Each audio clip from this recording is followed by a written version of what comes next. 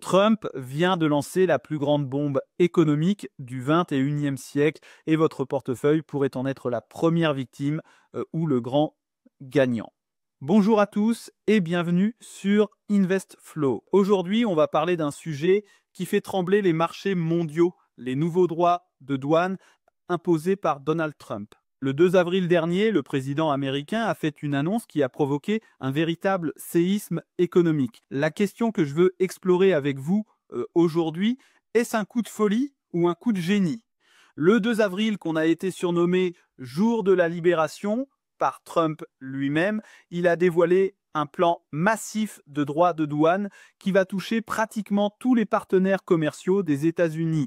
Les marchés ont immédiatement réagi. Paris a enregistré sa pire chute en 2 ans avec moins 3,31%. Le Nasdaq a plongé de 3%. C'est dire l'ampleur du choc. Pour comprendre l'importance de cette annonce, il faut revenir un peu en arrière. Dès son premier mandat, Trump avait fait du protectionnisme commercial une marque de fabrique. En 2018, il avait déjà imposé des droits de douane de 25% sur l'acier et 10% sur l'aluminium. Il avait également lancé une guerre commerciale contre la Chine avec des tarifs douaniers sur près de 370 milliards de dollars de produits chinois. Mais cette fois-ci, c'est différent. Ces nouvelles mesures sont bien plus larges et bien plus ambitieuses et touchent à presque tous les pays du monde. Mais qu'a-t-il annoncé exactement? D'abord, un droit de douane plancher de 10% sur absolument toutes les importations aux États-Unis. Ensuite, des surtaxes spécifiques selon les pays, 34% pour la Chine, 20% pour l'Union européenne, 24% pour le Japon et jusqu'à 49% pour des pays comme le Cambodge. Et comme si ça ne suffisait pas, 25% supplémentaires sur tous les véhicules et pièces détachées fabriquées à l'étranger. Des chiffres qui donnent le tournis. Pour mettre ces chiffres en perspective, le taux de tarif moyen sur toutes les importations américaines va tripler, passant d'environ 2,5% à plus de 7% selon la Tax Foundation. C'est le niveau le plus élevé depuis 50 ans. En volume, on parle de milliers de milliards de dollars d'échanges commerciaux qui vont être affectés. Ce qui est particulièrement intéressant, c'est la façon dont ces droits ont été calculés. Trump a utilisé une formule assez simple, basée sur les déficits commerciaux. Il prend le déficit commercial avec un pays, le divise par le total des importations de ce pays, puis divise ce résultat par 2. Ça donne le tarif douanier. Pour la Chine, ça fait environ 34%. Cette méthode a été vivement critiquée par de nombreux économistes. Larry Summers, ancien secrétaire au Trésor, l'a comparé à l'astrologie. Paul Krugman, prix Nobel d'économie, l'a qualifié de stupide. Et c'est vrai que cette formule crée des situations étranges. Certains petits pays comme le Lesotho se retrouvent avec des droits de douane de 50% simplement parce que les États-Unis y importent des produits mais n'y exportent presque rien. Un autre problème majeur de cette formule est qu'elle ne tient compte que des biens et non des services. Or, les États-Unis sont excédentaires dans les services, notamment grâce aux géants technologiques comme Google, Microsoft ou Facebook. Si on incluait les services dans le calcul, les déficits seraient moins importants et les droits de douane plus faibles. Mais pourquoi Trump fait-il ça? Dans son discours, il a parlé d'une déclaration d'indépendance économique. Il affirme que depuis des décennies, notre pays a été pillé, saccagé, violé et dévasté par des nations proches et lointaines, des alliés comme des ennemis. Selon lui, ces droits de douane permettraient aux États-Unis de prospérer et d'utiliser des milliards et des milliards de dollars pour diminuer les impôts et réduire la dette nationale. Il y a une certaine logique dans ce raisonnement. Les États-Unis ont en effet un déficit commercial chronique. En 2023, il atteignait 779 milliards de dollars, dont 295 milliards avec la Chine. Trump considère ce déficit comme un signe de faiblesse, une preuve que les autres pays profitent des États-Unis, mais les économistes ont une vision différente. Pour eux, le déficit commercial reflète surtout le fait que les Américains consomment plus qu'ils ne produisent et que le dollar est la monnaie de réserve mondiale.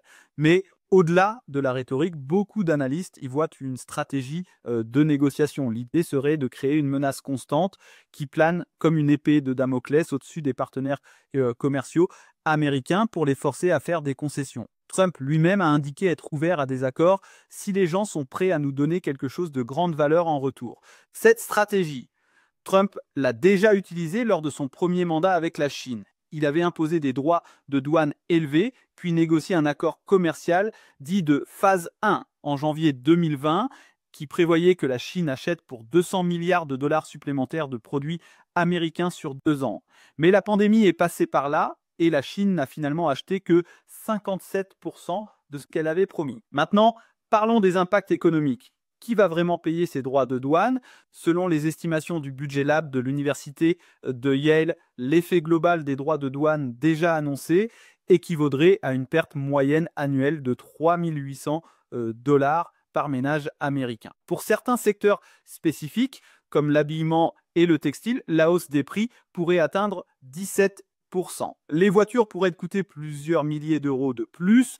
Pour comprendre pourquoi, il faut saisir le fonctionnement des droits de douane. Contrairement à une idée reçue, ce ne sont pas les pays exportateurs qui les paient directement, mais les importateurs américains. Ceux-ci ont ensuite 3 options. Absorber le coût supplémentaire en réduisant leur marge, répercuter la hausse sur les prix ou chercher d'autres fournisseurs. En pratique, c'est souvent un mix des trois, mais la répercussion sur les prix est généralement importante. Prenons l'exemple du secteur automobile, avec des droits de douane d'Odin de 25% supplémentaires.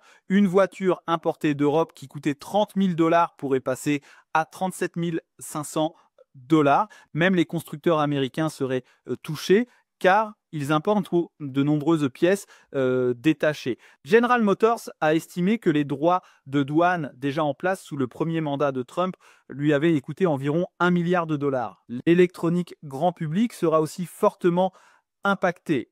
Apple, qui assemble la majorité de ses iPhone, iPad et Mac en Chine, pourrait voir ses coûts augmenter considérablement. Selon certaines estimations, le prix d'un iPhone pourrait augmenter de plusieurs centaines de dollars. Samsung et autres fabricants asiatiques seraient dans la même situation. Et ce n'est pas tout.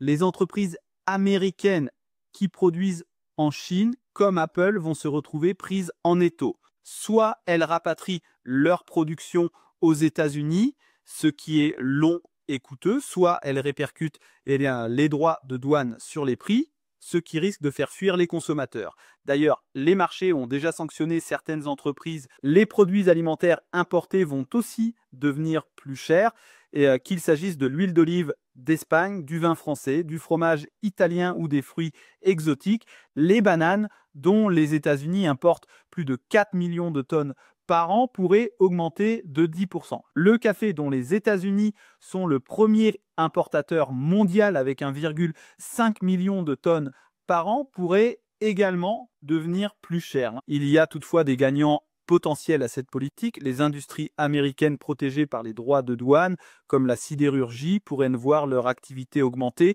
Des emplois pourraient être créés dans ces secteurs.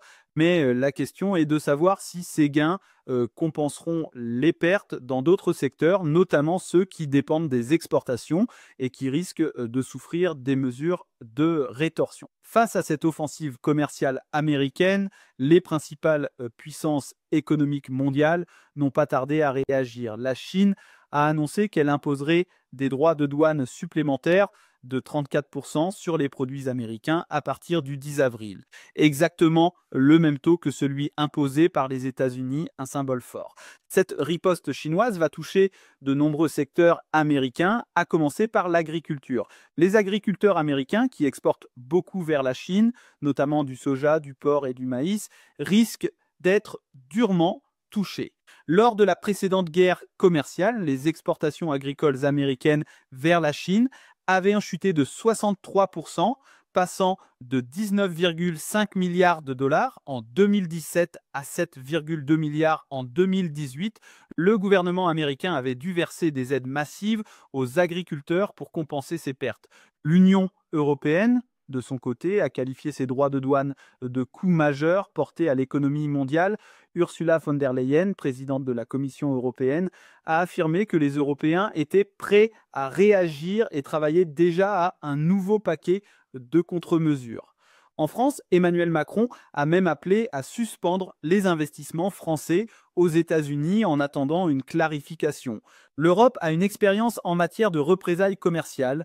Lors du premier mandat de Trump, lorsqu'il avait imposé des droits de douane sur l'acier et l'aluminium, l'UE avait riposté en ciblant des produits symboliques américains comme les motos Harley-Davidson, le Bourbon du Kentucky ou les jeans Levi's. Cette fois-ci, la réponse pourrait être encore plus forte avec des droits de douane sur les produits agricoles américains ou encore les produits technologiques. Le Japon et la Corée du Sud, également visés par les droits de douane américains, n'ont pas encore annoncé de mesures de rétorsion, mais ils pourraient le faire prochainement. Ces deux pays sont des alliés stratégiques des États-Unis en Asie et ces tensions commerciales pourraient affecter la coopération dans d'autres domaines, notamment la sécurité face à la Chine et à la Corée du Nord.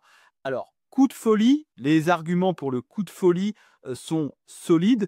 D'abord, ces droits de douane vont probablement augmenter l'inflation aux États-Unis, ce qui n'est jamais bon pour un président. Ensuite, il risque de provoquer une récession mondiale. Kenneth Rogoff, économiste en chef du FMI, évoque un risque de récession à 50% pour les États-Unis.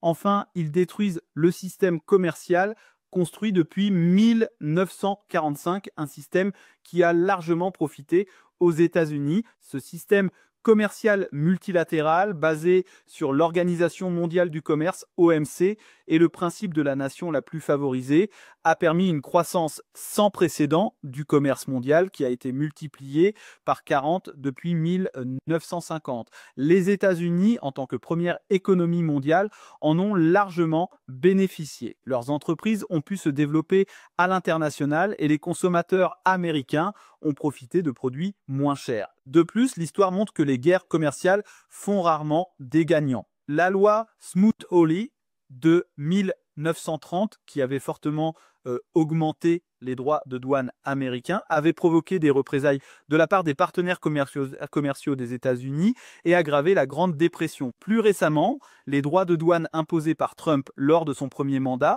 n'ont pas réduit le déficit commercial américain qui a même augmenté. Mais il y a aussi des arguments pour le coup de génie. Ces droits de douane constituent une arme de négociation massive. Ils créent un impact psychologique fort sur les industriels qui pourraient être tentés de relocaliser leur production aux États-Unis pour éviter l'incertitude.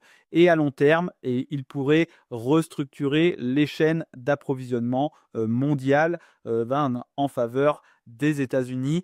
Il y a d'ailleurs une théorie que j'affectionne particulièrement et que je voulais partager avec vous. Cette théorie propose que la guerre commerciale de Trump pourrait être en partie une manière de faire pression sur Jerome Powell, le président de la Réserve fédérale. L'idée est assez élégante. Trump veut que la Fed baisse les taux d'intérêt pour stimuler l'économie, mais Powell est réticent si l'économie se porte bien. En déclenchant une guerre commerciale, Trump crée délibérément un ralentissement ou une incertitude économique qui pourrait forcer la Fed à réagir en baissant les taux. Pensez-y un instant. Lorsque les tensions commerciales s'intensifient, les entreprises deviennent nerveuses, les investissements ralentissent et la croissance économique menace de faiblir. Face à ces signaux, la Fed n'a souvent pas d'autre choix que d'assouplir sa politique monétaire en baissant les taux. On a déjà vu ce scénario se dérouler lors du premier mandat de Trump, quand la Fed a fini par baisser les taux en 2019 après l'escalade des tensions avec la Chine. C'est un peu comme si Trump jouait aux échecs en plusieurs dimensions. En créant un chaos contrôlé avec les tarifs douaniers, il pourrait indirectement obtenir ce qu'il a toujours voulu, des taux d'intérêt plus bas, une économie qui tourne à plein régime et une bourse qui monte. C'est risqué bien sûr, mais c'est une théorie qui mérite d'être considérée quand on analyse la stratégie commerciale de Trump. Ces droits de douane constituent une arme de négociation massive.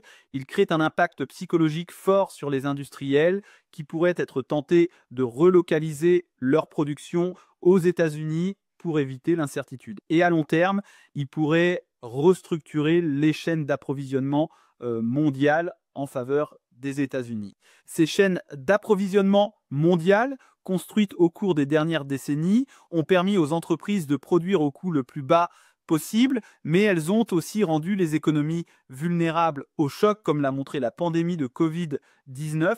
De nombreux pays, dont les États-Unis, cherchent désormais à démondialiser certaines chaînes d'approvisionnement stratégiques, notamment dans les secteurs de la santé, de l'énergie et des technologies. Trump va plus loin en voulant rapatrier massivement la production aux États-Unis.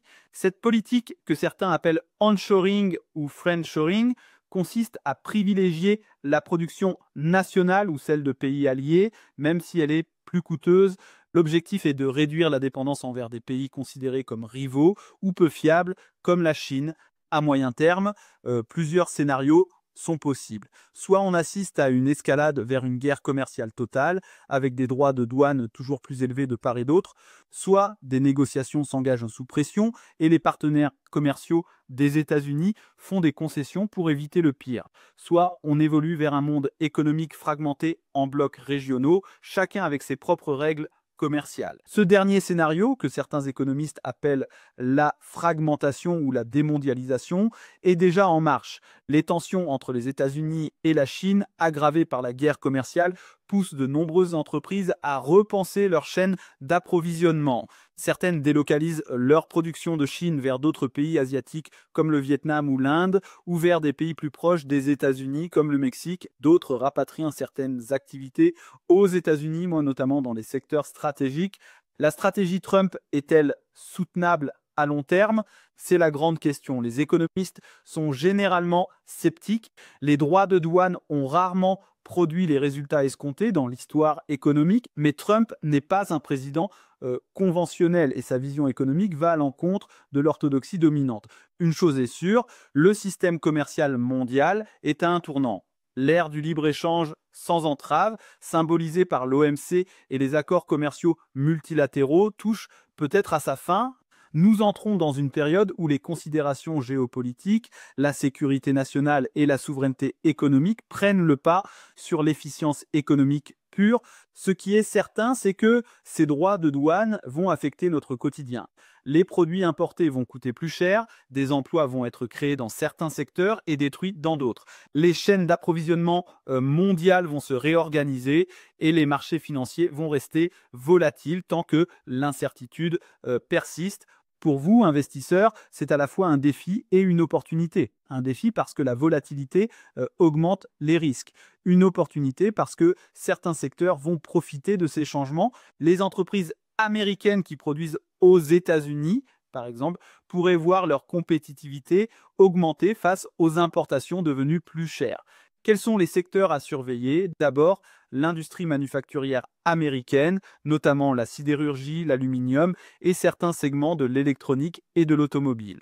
Ensuite, les entreprises qui ont déjà une chaîne d'approvisionnement essentiellement nationale et qui seront moins touchées par les droits de douane. Enfin, les entreprises spécialisées dans la logistique et la reconfiguration des chaînes d'approvisionnement qui vont être très sollicitées dans les mois à venir. À l'inverse, les secteurs à éviter incluent les entreprises américaines fortement dépendantes des exportations et qui risquent de souffrir des mesures de rétorsion, les détaillants qui vendent beaucoup de produits importés et qui n'ont pas les moyens d'absorber les hausses de coûts. Et bien sûr, les entreprises très exposées à la Chine, que ce soit pour leur production ou leur vente. Voilà pour cette analyse des nouveaux droits de douane de Donald Trump. J'espère qu'elle vous aura permis d'y voir plus clair. Comme toujours sur InvestFlow, mon objectif est de vous aider à comprendre les grands mouvements économiques pour mieux protéger et faire fructifier votre patrimoine. Si cet épisode vous a plu, n'hésitez pas à le partager et à vous abonner à la chaîne pour ne rien manquer de nos prochaines analyses. Merci de votre attention et à très bientôt sur InvestFlow.